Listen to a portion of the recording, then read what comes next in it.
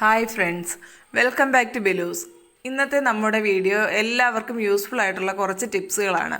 എല്ലാവരും ഈ വീഡിയോ ഒന്ന് മുഴുവനായിട്ട് കണ്ടു നോക്കണേ. അതുപോലെ തന്നെ ഈ ടിപ്സുകൾ പരീക്ഷിച്ച് നോക്കിയിട്ട് കമൻറ്റ് ചെയ്യാനും മറക്കല്ലേ. അതുപോലെ നമ്മുടെ ഈ ചാനൽ ആദ്യമായിട്ട് കാണുന്നവരാണെങ്കിൽ വീഡിയോ ലൈക്ക് ചെയ്യാനും ചാനൽ സബ്സ്ക്രൈബ് ചെയ്യാനും മറക്കരുത്. നമ്മുടെ ആദ്യത്തെ ടിപ്പിലേക്ക് കിടക്കാം. നമ്മുടെ ഈ സ്റ്റീൽ പാത്രങ്ങളുണ്ടല്ലോ, നമ്മൾ ചായയൊക്കെ വെക്കുന്നത്, അതിൻ്റെ ഈ ബാക്ക് സൈഡിൽ നമ്മുടെ സ്റ്റൗവിൽ തീയിൽ കാണിക്കുന്ന ഭാഗത്ത് ഈ ഒരു കളർ ചേഞ്ച് വരും. അതുപോലെ തന്നെ ഈ അകത്ത് ഈ ഒരു സെൻറ്ററിൽ പോകുന്നില്ല, അത് നന്നായിട്ട് ഇതിനി എങ്ങനെ ക്ലീൻ ചെയ്യാം എന്നുള്ളതാണ്. ഇങ്ങനെ വരുന്ന ഈ ഒരു അഴുക്ക് എങ്ങനെ പോകുന്നുള്ളതാണ് ആദ്യം കാണിക്കുന്നത്. ഇതിനു വേണ്ടി നമ്മൾ ആദ്യം എടുക്കുന്നത് കോൾഗേറ്റാണ്. കോൾഗേറ്റ് നല്ലൊരു ക്ലീനിങ്ങിന് സഹായിക്കുന്ന ഒരു സാധനമാണ്. നമ്മുടെ ഈ വെള്ള പേസ്റ്റ് ഉണ്ടല്ലോ, കോൾഗേറ്റിൻ്റെ വെള്ള, അതാണ് ഏറ്റവും നല്ലത്.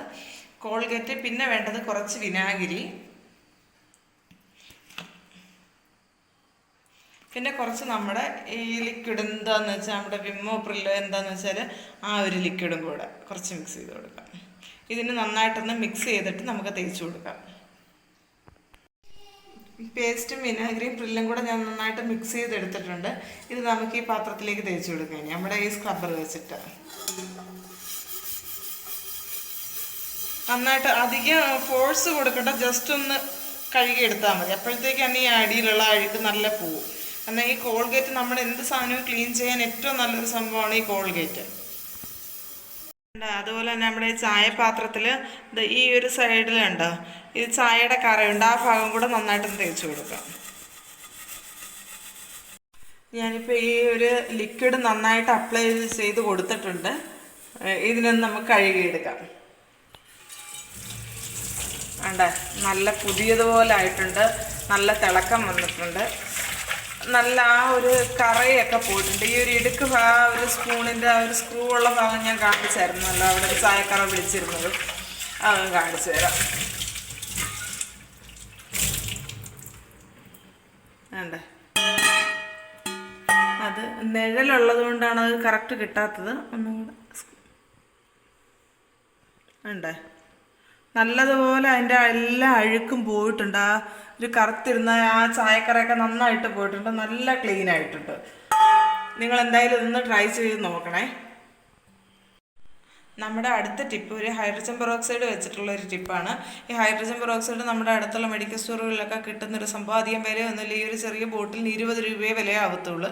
ഇതും ക്ലീനിങ്ങിന് നല്ലൊരു സംഭവമാണ്. നമുക്കിപ്പോൾ കുഴിനകം ഉള്ളവർക്ക്, അങ്ങനെയുള്ളവർക്കൊക്കെ തന്നെ നമ്മൾ ഈ ഹൈഡ്രജൻ പെറോക്സൈഡ് ആ കുഴിനകം ഉള്ള ഭാഗത്തേക്ക് എത്തിച്ചു കൊടുത്തു കഴിഞ്ഞാൽ അവിടെയുള്ള മണ്ണും ചെളിയൊക്കെ ഇങ്ങനെ പതിഞ്ഞ് പൊങ്ങി വരുന്നതാണ്. അപ്പോൾ അത് ആ ചെളിയൊക്കെ പോകാൻ ഏറ്റവും നല്ലൊരു സംഭവമാണ് ഈ ഹൈഡ്രജൻ പെറോക്സൈഡ്. അപ്പോൾ ഈ ഒരു സംഭവം വെച്ചിട്ടാണ് അടുത്തൊരു ക്ലീനിങ്ങിൻ്റെ ടിപ്പ് കാണിക്കുന്നത്. ഇത് നേരത്തെ ഞാൻ കാണിച്ച ഒരു ടിപ്പില്ലേ, തയ്യാറാക്കി വെച്ച, അതായത് പേസ്റ്റ്, വിനാഗിരി, നമ്മുടെ പ്രില്ല്, അതിൻ്റെ കൂടെ ഞാൻ ഈ ഹൈഡ്രജൻ പെറോക്സൈഡോടെ ഒന്ന് മിക്സ് ചെയ്ത് കൊടുക്കുകയാണ്. ഇതെന്നിട്ട് ഞാൻ ക്ലീൻ ചെയ്യാൻ എടുക്കുന്നത്, നമുക്കിത് ബാത്റൂമിൻ്റെ ടൈലൊക്കെ ക്ലീൻ ചെയ്യാൻ എടുക്കുക. അതുപോലെ തന്നെ ഇവിടെ ബാത്റൂമിൽ കപ്പ്, നമ്മൾ യൂസ് ചെയ്യുന്ന കപ്പിൻ്റെ അകം സൈഡൊക്കെ അതായത് ഇതുപോലെ ഇങ്ങനെ കറക്കും. അതുപോലെ നമ്മുടെ ഈ ബക്കറ്റിലൊക്കെ തന്നെ ആണെങ്കിലും ഒരു വഴുവഴുപ്പ് വരാനുള്ള സാധ്യതയുണ്ട്. ഇങ്ങനെ കറക്കാറുണ്ട് നമ്മുടെ ബാത്റൂമിലൊക്കെ യൂസ് ചെയ്യുന്ന കപ്പുകൾ. അപ്പോൾ ഇത് ക്ലീൻ ചെയ്യാനും ഈ ഒരു സൊല്യൂഷൻ യൂസ് ചെയ്യാം. ക്ലീൻ ചെയ്തിട്ട് കാണിച്ചു തരാം. ഞാൻ ഒരു സ്ക്രബ്ബർ, ഇത് ബാത്റൂമൊക്കെ കഴുകാൻ എടുക്കുന്ന ഒരു സ്ക്രബ്ബറാണ്. ബാത്റൂമിലെ കപ്പും ബക്കറ്റൊക്കെ സാധാരണ ഞാൻ കഴുകാൻ വേണ്ടിയിട്ട് എടുക്കുന്ന സ്ക്രബ്ബറാണ്. അത് വെച്ചിട്ടാണ് ഞാൻ തേച്ച് കൊടുക്കുന്നത്. ഹൈഡ്രജൻ പെറോക്സൈഡ് ഉള്ളത് കൊണ്ട് തന്നെ നന്നായിട്ട് ചെളികൾ പോകും. അതുപോലെ തന്നെ ആ കോൾഗേറ്റും കൂടെ ഉള്ളത് നല്ലതുപോലെ അഴുക്ക് നല്ല വൃത്തിയായിട്ട് പോകാൻ പറ്റും. ഫുള്ള് കഴുകി കഴിഞ്ഞിട്ട് ഞാൻ കാണിച്ചു തരാം. ഒന്നുകൂടെ ഇതിനൊന്ന് കഴുകി കാണിക്കാം ഞാൻ വെള്ളം ഒഴിച്ച്. ഉണ്ടേ,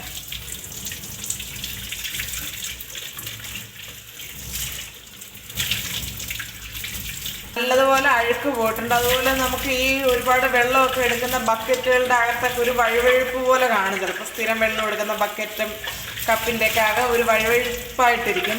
അങ്ങനെയുള്ളതെല്ലാം പോയി നല്ല ക്ലീനായിട്ട് കിട്ടിയിട്ടുണ്ട്. അവിടെ അകവും പുറവും എല്ലാം നല്ലതുപോലെ ക്ലീനായിട്ടുണ്ട്. അതുപോലെ നമ്മുടെ ഈ ബാത്റൂമിൻ്റെ അകത്ത് ടൈലിലുള്ള അഴുക്കുകളൊക്കെ പോകാൻ വേണ്ടിയിട്ട് എന്താ ചെയ്യേണ്ടതെന്നുള്ളതാണ് ഇനി അടുത്ത് കാണിക്കാൻ പോകുന്നത്. ഇപ്പം നമ്മൾ ഈ തയ്യാറാക്കിയ മിശ്രിതം തന്നെ ഉണ്ടല്ലോ, ഹൈഡ്രജൻ പെറോക്സൈഡ് കൂടെ ചേർന്നുള്ളത്, അത് തന്നെയാണ് ഞാനിപ്പോൾ ഇവിടെ ഈ ബാത്റൂമിൻ്റെ ക്ലീനിങ്ങിന് യൂസ് ചെയ്യുന്നത്. ഇപ്പം ഞാൻ കാണിച്ചു തരാൻ വേണ്ടിയിട്ട് കുറച്ച് ഭാഗം ക്ലീൻ ചെയ്ത് കാണിക്കുന്നുള്ളൂ. ആ എടുത്തതിൻ്റെ ബാലൻസ് മാത്രം വെച്ചാണ് ചെയ്യുന്നത്. ഇതിനോട് കുറച്ച് വെള്ളം കൂടെ നമുക്കൊന്ന് ഒഴിച്ചു കൊടുക്കാം. അതുപോലെ നിങ്ങൾക്ക് മണത്തിന് വേണമെങ്കിൽ കംഫർട്ടോ മറ്റ് അതുപോലെ മണമുള്ള വല്ല ലോഷനോ ലിക്വിഡോ എന്തെങ്കിലും ചേർത്ത് കൊടുക്കാം. നമ്മുടെ ഈ ലിക്വിഡ് നമുക്ക് ഈ അഴുക്കുള്ള ഭാഗത്തേക്കൊന്ന് ഒഴിച്ചു കൊടുക്കാം. ഞാനിപ്പോൾ വീഡിയോയ്ക്ക് വേണ്ടിയിട്ട് കുറച്ച് ഭാഗം മാത്രമേ കാണിക്കുന്നുള്ളൂ. എവിടെയാണോ നമുക്ക് അഴുക്കുള്ളതെന്ന് വെച്ചാൽ ആ ഭാഗത്തേക്ക് നമുക്കൊന്ന് ഒഴിച്ചു കൊടുക്കാം. ഇനി നമുക്ക് കുറച്ച് നേരം ഒന്ന് വെയിറ്റ് ചെയ്യാം. ഇപ്പം ഞാൻ ആ ലിക്വിഡ് ഒഴിച്ചിട്ട് ഏകദേശം ഒരു 10 മിനിറ്റ് കഴിഞ്ഞിട്ടുണ്ട്. ഇനി നമുക്ക് ബ്രഷ് വെച്ച് നന്നായിട്ടൊന്ന് ഉരച്ച് കഴുകിയെടുക്കാം.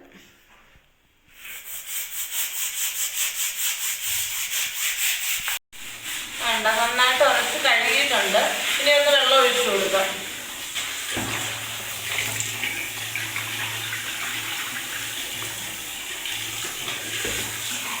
നല്ലതുപോലെ ക്ലീൻ ആയിട്ടുണ്ട്.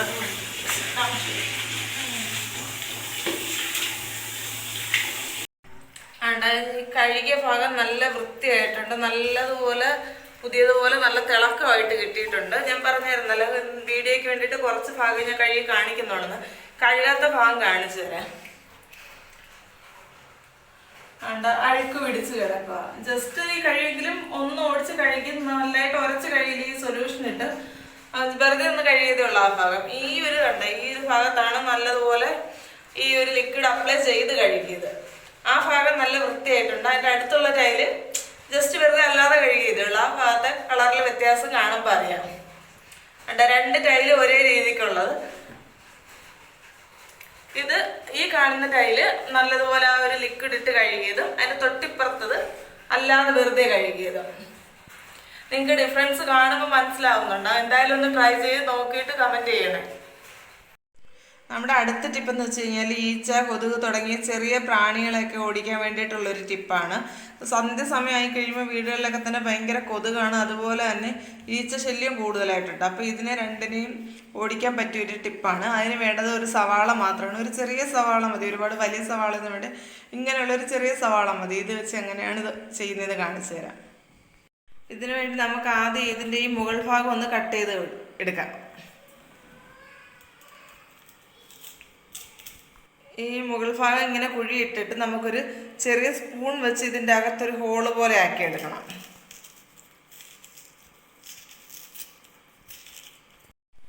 ഇതിൻ്റെ അകം എത്രത്തോളം ഒന്ന് ഹോളാക്കി എടുത്തിട്ടുണ്ട്. ഇനി ഇതിലേക്ക് വേണ്ടത് കുറച്ച് കടുകാണ്. കടുക് നമുക്കൊന്ന് ചതച്ചെടുക്കണം. കടുക് ചതച്ചെടുക്കാൻ വേണ്ടിയിട്ട് ഞാൻ ജസ്റ്റ് ഈ ഒരു ഇടിയലിലേക്ക് ഇട്ടൊന്ന് ചതച്ചെടുക്കുന്നുണ്ട്. കടുക് ഇതുപോലെ ഒന്ന് ചതച്ചെടുത്തിട്ടുണ്ട്. ഇത് നമുക്ക് ഈ ഒരു സവാളയിലേക്കൊന്ന് ഫില്ല് ചെയ്ത് കൊടുക്കാം. ഫില്ല് ചെയ്ത് കൊടുത്തിട്ടുണ്ട്. ഇതിലേക്ക് നമുക്ക് വേണ്ടത് അല്പം വിളക്കെണ്ണയാണ്. ഇപ്പം വിളക്കെണ്ണ ചില സമയങ്ങളിൽ നമ്മുടെ ഇതിലേക്ക് 2 തിരിയും കൂടെ ഇട്ട് കത്തിച്ചെടുക്കാം. തിരി ഇടുമ്പോഴത്തേക്ക് നമ്മുടെ തിരി മുഴുവനും എണ്ണ മുങ്ങാൻ ശ്രദ്ധിക്കണം. ഇതിലേക്ക് എണ്ണ കുറച്ച് കുറവായിരുന്നു. ഞാൻ പിന്നെ കുറച്ചും കൂടെ എണ്ണ ഒഴിച്ചു കൊടുത്ത് ഈ തിരി മുഴുവനായ എണ്ണയിൽ മുക്കിയെടുത്തിട്ടുണ്ട്. ഇനി എന്നിട്ട് നമുക്ക് ഈ തിരി കത്തിച്ച് വയ്ക്കാം. ഇതിപ്പം കത്തിച്ച് വെച്ചിട്ടുണ്ട്. അപ്പോൾ ഈ ഒരു നമ്മുടെ ഈ സവാളയുടെ ആ ഒരു എണ്ണയുടെ കടുകിൻ്റെ എല്ലാം കൂടെ ഒരു സ്മെല്ല് ഇങ്ങനെ വരും ഇത് കത്തുമ്പോഴത്തേക്ക്. അത് ഈ കൊതുകിനും മറ്റേ അതുപോലെ ഈച്ചയ്ക്ക് അതൊന്നും വലിയ ഇഷ്ടമല്ലാത്തൊരു സ്മെല്ലാണ് വരുന്നത്. അപ്പം അതുകൊണ്ട് തന്നെ കൊതുക്, ഈച്ച അങ്ങനെയുള്ളതൊന്നും നമ്മുടെ ഈ റൂമിലേക്ക് വരത്തില്ല. പിന്നെ അതുപോലെ ഈ ശ്വാസം മുട്ട, അലർജി അങ്ങനെ എന്തെങ്കിലും ഉള്ളവരാണെങ്കിൽ കടുകിൻ ഒക്കെ ഒഴിവാക്കിയിട്ട് വേണം ചെയ്യാനുള്ളത്.